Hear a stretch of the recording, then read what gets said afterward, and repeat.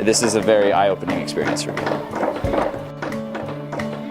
First time I went was sophomore year, and it just shocked me in a way. Like, I never knew this world could exist. Often you don't know how much you have until you see what others don't, and then you can see here firsthand how good you've got it. It's kind of a wake-up call to how my lifestyle differs from the people down here. I didn't know that there were going to be people with deficiencies this great. It was like a huge difference in poverty, and like as soon as we crossed the border, like the road and the signs. Less than an hour across the border, and here we are in this place that's so unlike our own homes. It's more of a reality check. We kind of live in our own little world up in Piedmont in America. There's like a sense of guilt that I started to feel for like having the problems that I did back at home. Like people call them first world problems, where it's like your cell phone isn't charged, or you've lost like your wallet, where these people down here, so many more problems of even your basic food needs, your basic water needs. Will I be able to find food tomorrow? Will it rain on me tonight?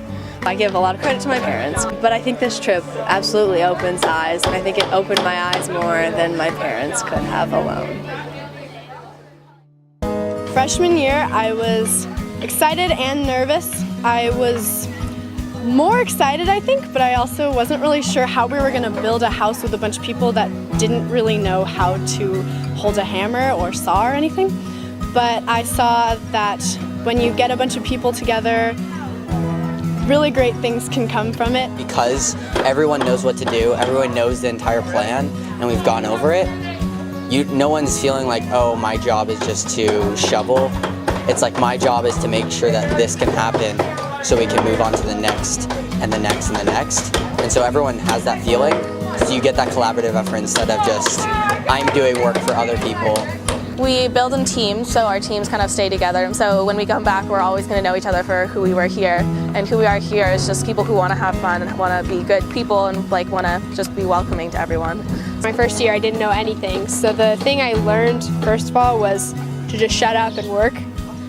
And nobody said, oh, Hayden, you have to shut up and work, but it kind of made the most sense that if I was really going to focus and do my part for my team, that I was going to have to really focus. It's important to pull your own weight. It's important to do your work. It's important to do what you are assigned. You hammer this, yes, sir. It's important to pitch in. It's important to be a member of the team. This has taught me more about being like a team than anything else that I've ever done before, especially now that I'm like a leader. Building 17 houses in a week is absurd. 15 kids on the team, there's like a person at home for every team who's helping with the garage sale, parents who are helping pay for the trip, and people who donated the trip. After we get back, they almost start planning again, so it's a really, really impressive operation.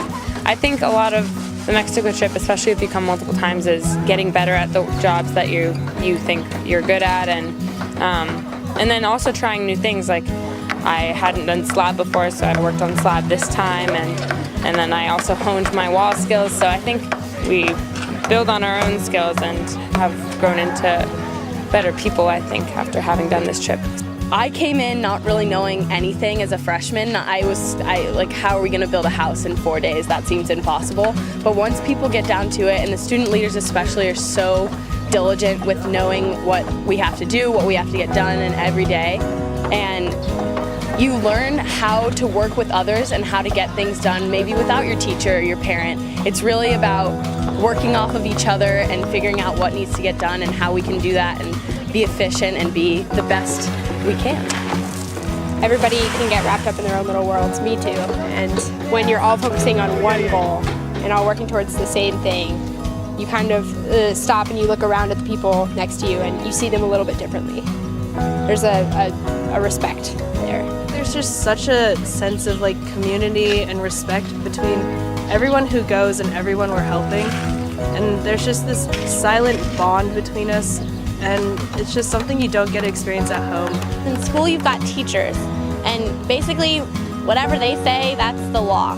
And here you've got two student leaders who are working with two parent leaders, and through that there's a lot less, hierarchy. Age really doesn't make a difference out here. Like I don't look over there and say like, oh, there's 2 freshmen, there's 3 sophomore girls. I just see my teammates and who I'm here to build this house with, and I think I can say that the same for everybody. There's no groups inside of our group, which really helps us all, move together and work together. That's like my favorite thing about this trip is that it's not really like we even go to high school anymore. No one treats each other like we're upperclassmen or lowerclassmen, especially on the team. Like, we're all just trying to help each other. The first time I came, I was just looking forward to like building something, and I thought that would be really cool. But after my first day on the work site, it was completely changed when we got to meet all the family and the children, and it really connects you more on a personal level. You're not just building something for them, you're providing the essentials for life for them, and you really touch their hearts and they really touch yours back. These little houses make a big difference for us, especially for me with the new baby. We have nothing but thanks. She has a lot of gratitude for us because we're doing it for free with no money. She doesn't know why we're doing it, but we continue to, and out of our selflessness. I can only imagine what it would be like to send my children to a foreign country like this to build their house. Thank you a lot for sending your kids down here because it's very brave, and thank you for building the house.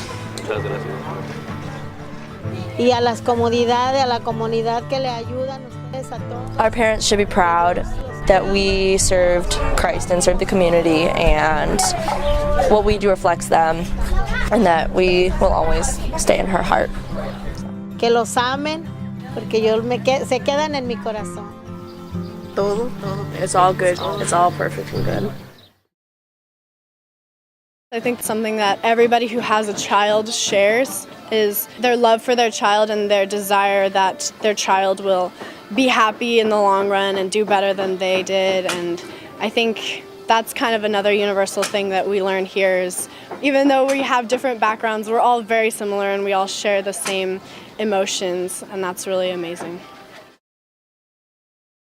Working so hard for something that is going to mean so much to somebody else, like every ache in your body and every splinter, like it feels so good because you're like, I'm doing something, I'm being productive, it's going to mean a lot to somebody else.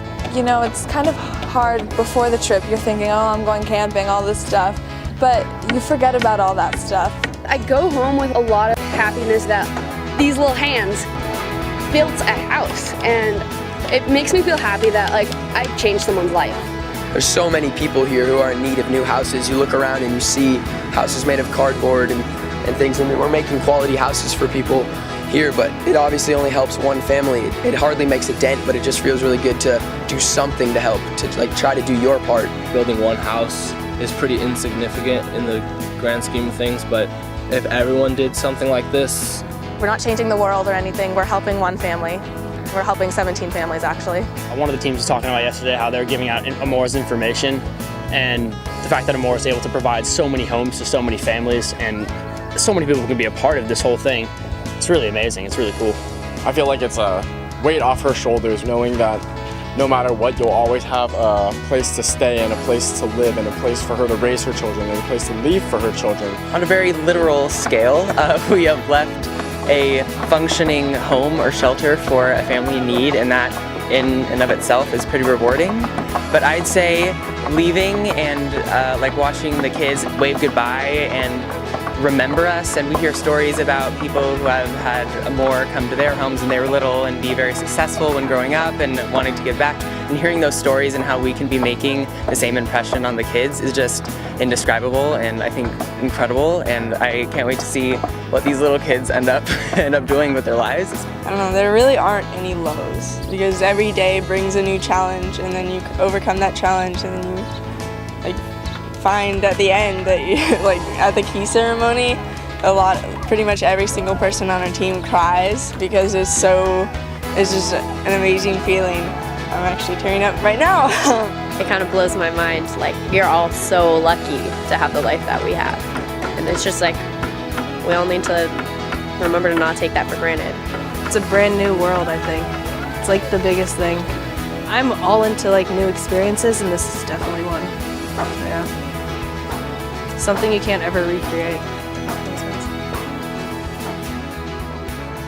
I can't think of a better way to spend my break than building a house for somebody who doesn't have as much as I do. I feel like if I were back home, all I would really do is maybe get caught up on some more homework and like maybe do some chores, maybe watch some TV, but like this is really where you can really find yourself and dig deep and realize that this world isn't just about me, it's not about Piedmont, it's about everybody.